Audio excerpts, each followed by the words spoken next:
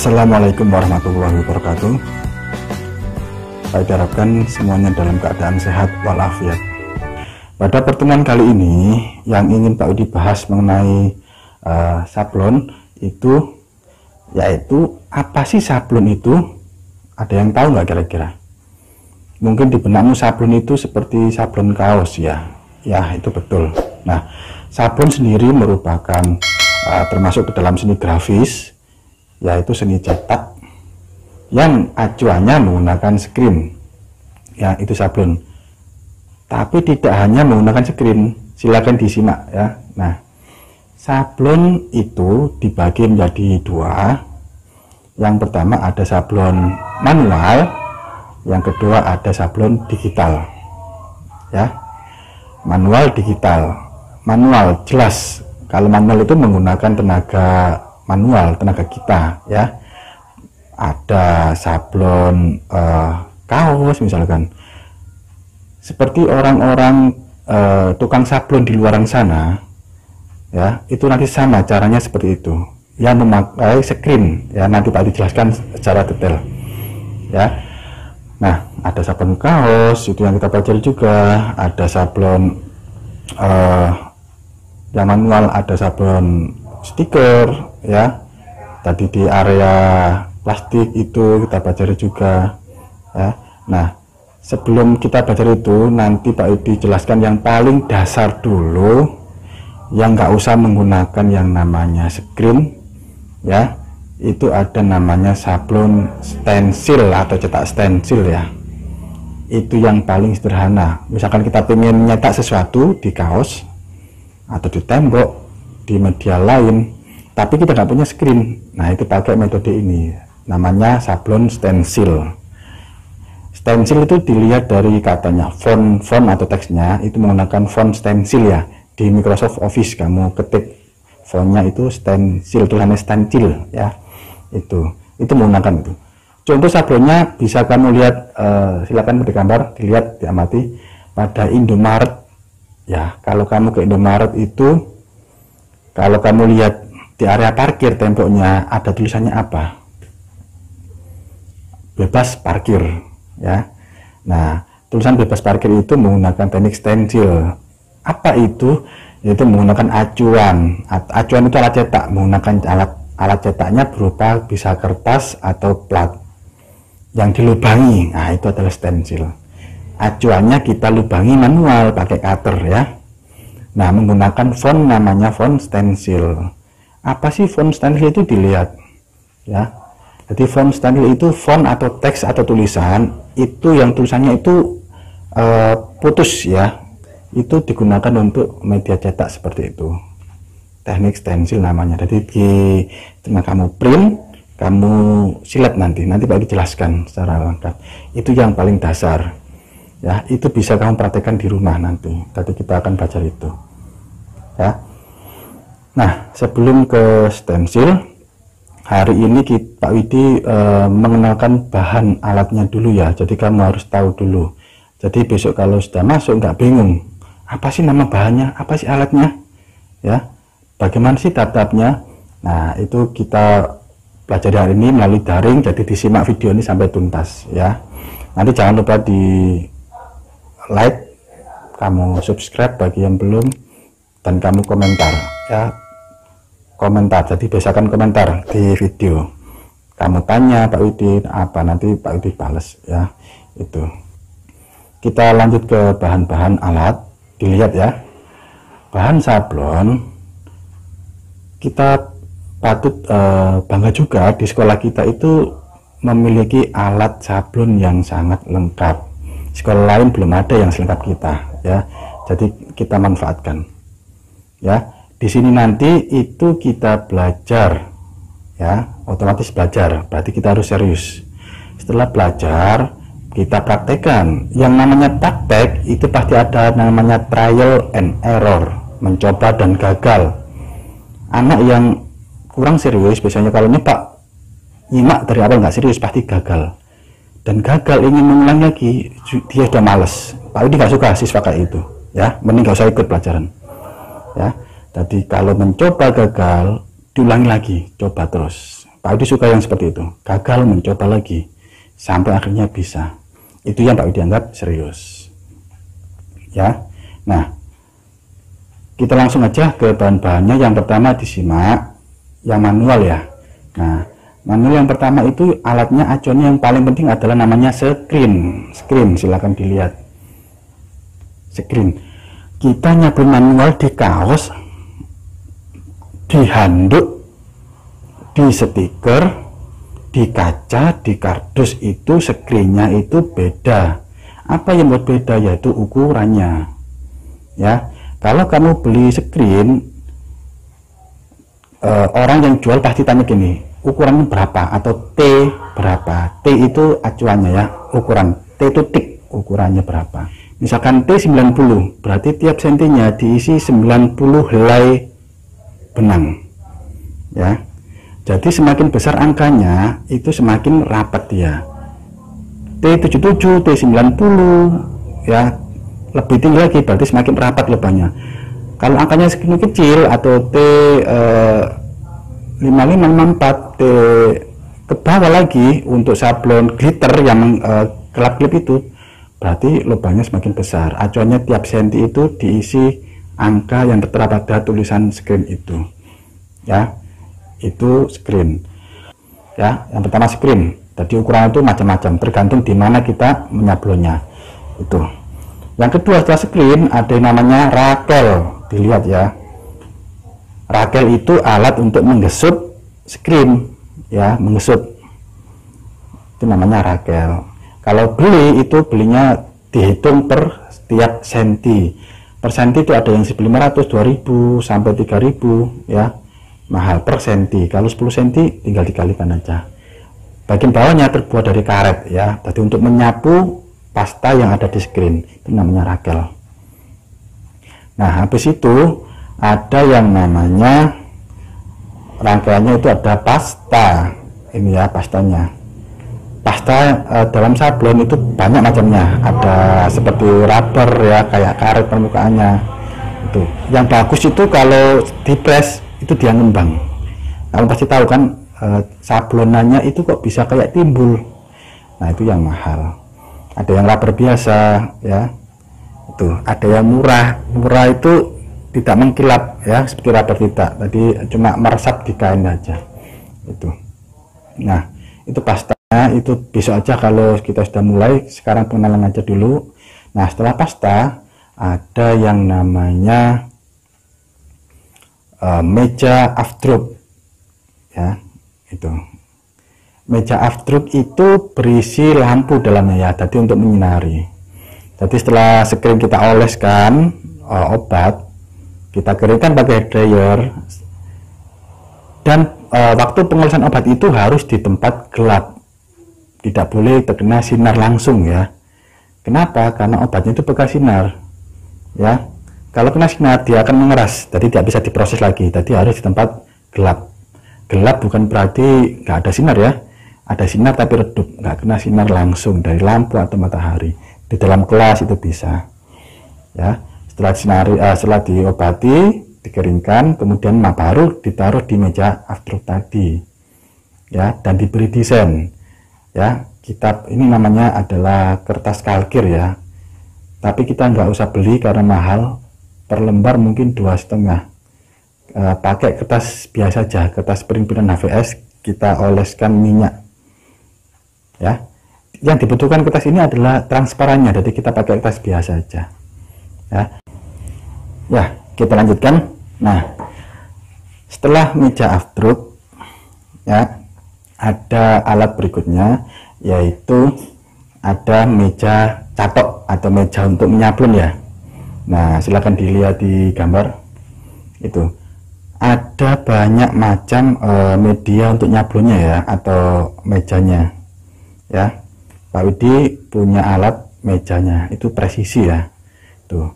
Nah, sebelum disablon itu kaos dimasukkan ke dalam yang namanya papan ya, silakan dilihat ini. Nah, sebelum kaos dimasukkan ke papan, itu papannya kita oleskan lem meja dulu, lem papan dulu ya.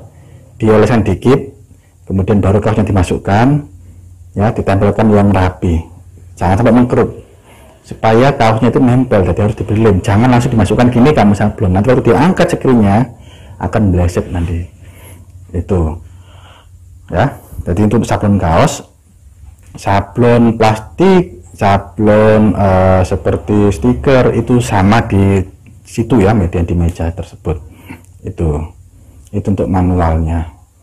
Nah, setelah sablon kaos, langsung aja Pak Widi kenalkan yang sablon digital. Nah, ini biasanya yang paling diminati anak-anak, sablon digital. Ya, kenapa? Karena praktis. Ya, digital berarti menggunakan mesin ya. Yang dapat kita produksi pada sablon digital ini ada muk ya, ini muk atau gelas, silahkan dilihat gambarnya ya.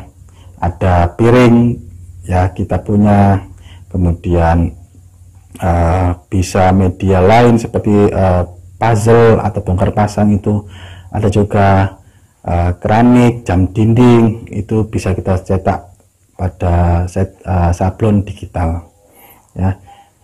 Nah, selain di sini kita belajar, di sini Pak Widi ajarkan kalian berwirausaha ya. Nah, anak-anak biasanya paling suka itu yang digital. Kenapa? Kalau dibuat berwirausaha itu sangat mudah. Apa sih wirausaha itu? Kamu belajar usaha. Jadi istilahnya kamu punya usaha sendiri ya. Ya, apa usahamu ya? Sablon ini.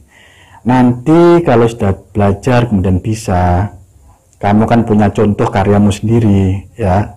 Kalau masuk ke materi digital gelas misalkan, ya kamu ganti gelasnya ya, sekitar 10-15 ribu harga gelasnya.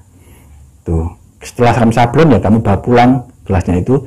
Nah, kemudian kamu coba tawarkan karyamu itu ke tetangga dekat rumah. Apalagi yang punya anak kecil, biasanya itu banyak yang mau disablonkan di gelas foto anaknya. Coba ditawarkan, kamu lihatkan gelas karyamu ini, atau kamu posting di WA.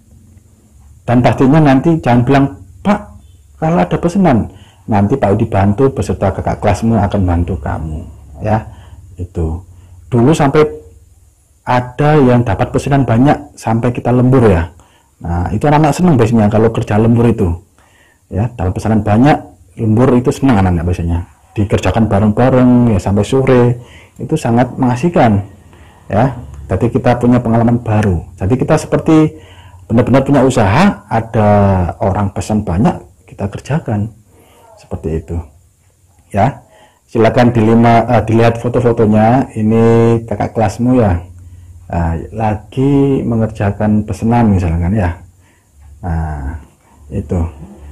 Jadi anaknya di situ kita kerjasama, belajar sama-sama, kemudian santai tapi serius. Kemudian kalau sudah paham, kita tawarkan ke orang-orang karya kita.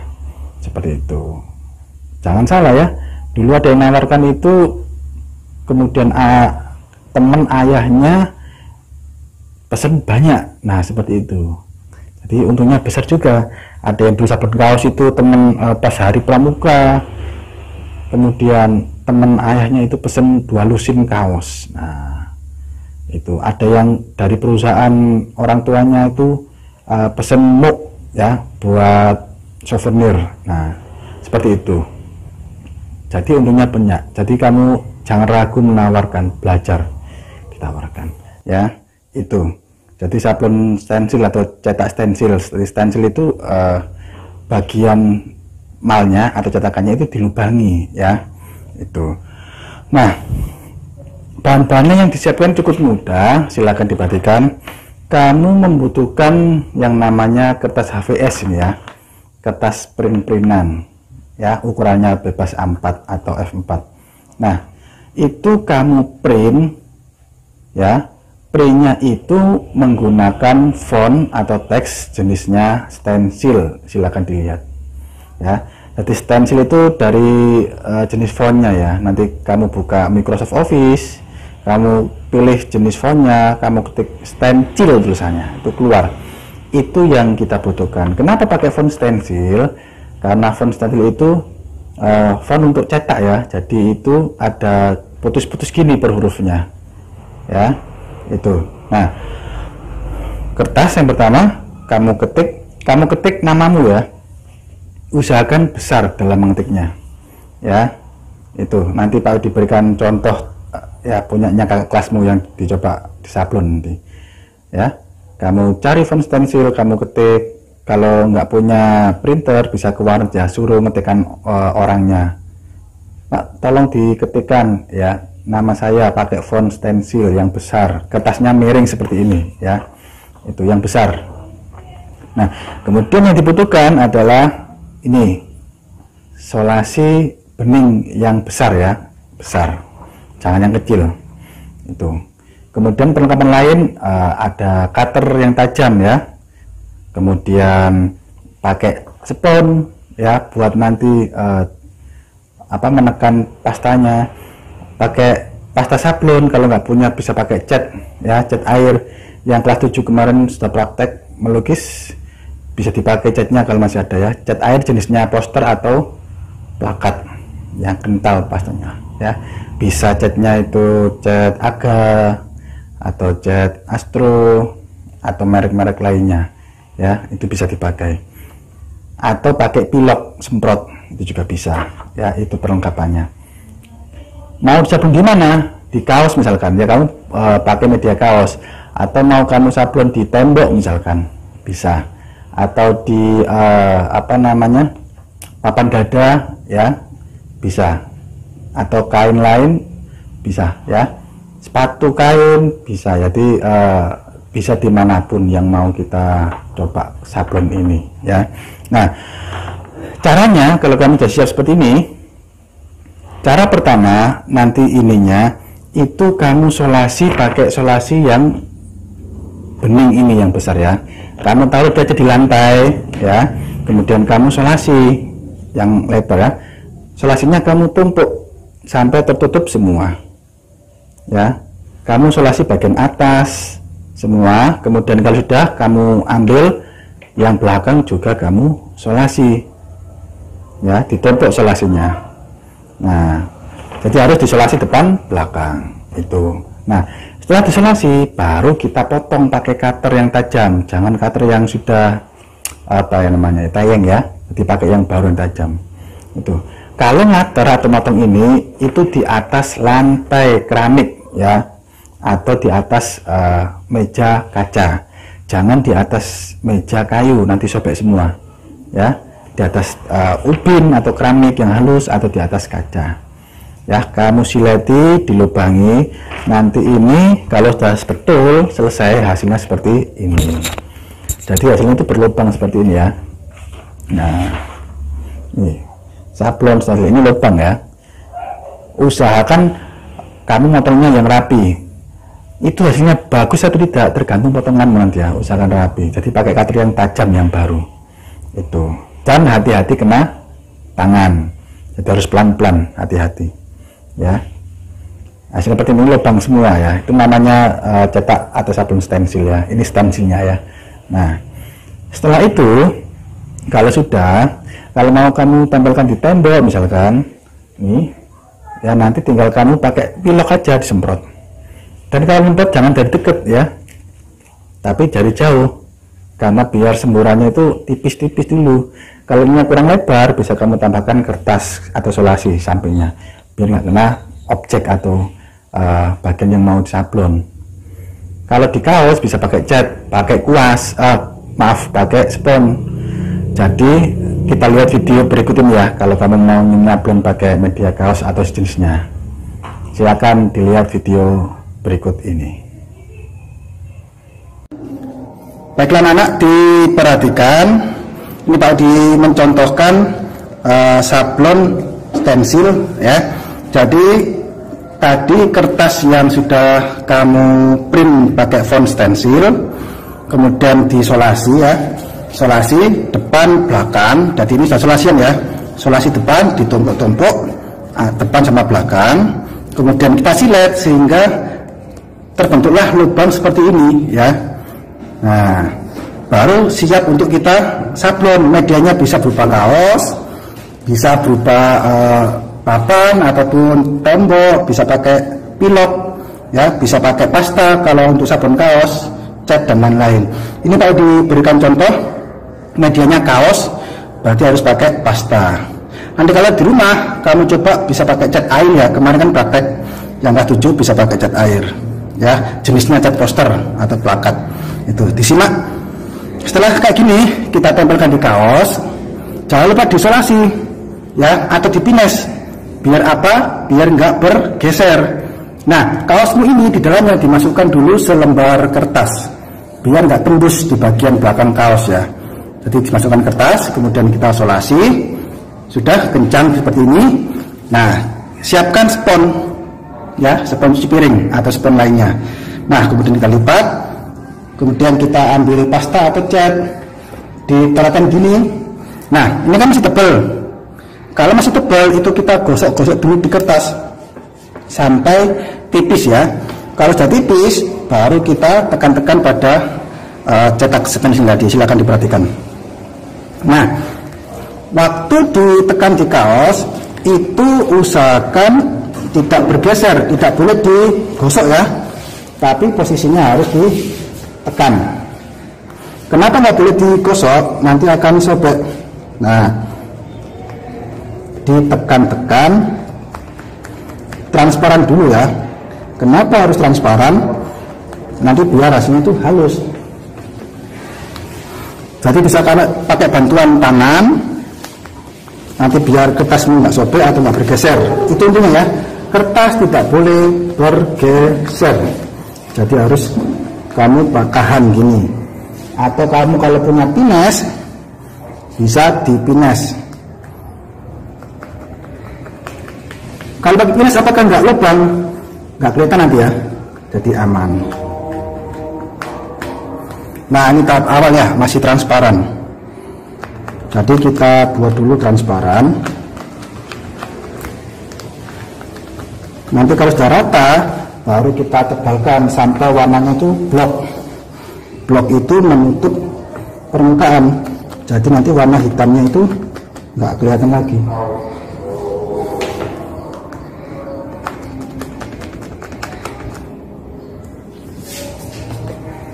Nanti kamu coba di rumah. Medianya bebas ya, yang penting kamu nyoba dulu. Boleh di kaos, ataupun kamu coba di papan, kalau punya papan nggak pakai, atau papan dada kalau punya ya, buat namamu sendiri, kan keren. Nah, tinggal diulang-ulang seperti ini caranya. Harus pelan-pelan. Meskipun ini gampang, kalau kamu nggak telaten, hasilnya jembret nanti.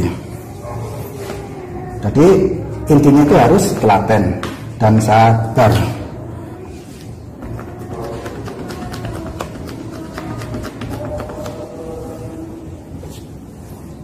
Kalau rapi itu bisa dilihat dari awal kamu motongnya ya. Waktu motong kertas itu pakai cutter yang tajam, jangan cutter yang meyeng itu kan pakai, harus yang tajam. Dan motongnya pun harus di atas lantai keramik atau kaca. Jadi jangan dipotong di atas meja kayu, pasti akan sobek semua nanti.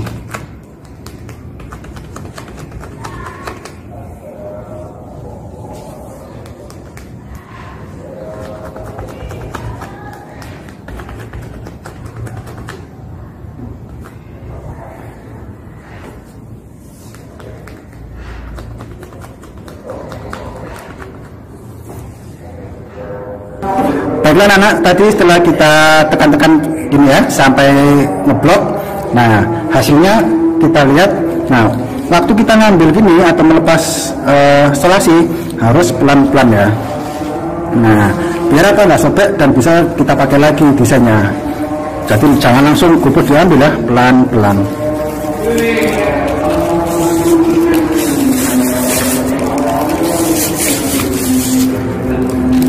Nah, hasilnya seperti ini. Tinggal biar warnanya awet, kalau di rumah kami press pakai setrika ya, jadi kamu setrika. Kalau di sekolah ada alat pressnya, jadi kita press panas biar hasilnya itu bagus, halus dan tidak cepat luntur. Nah, seperti ini hasilnya. Ini namanya cetak stensil ya. Medianya bisa kaos, bisa tembok, ataupun lain-lain, berupa kain bisa ya. Bisa semprot, bisa pakai pasta atau cat. Itu teknik stensil.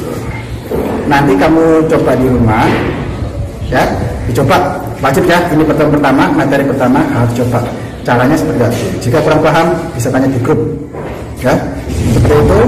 Kalau diakhiri pertemuan hari ini ya, nanti coba di rumah, tetap berkreasi. Minggu depan Pak juga ingin tahu hasilnya ya. Wassalamualaikum warahmatullahi wabarakatuh.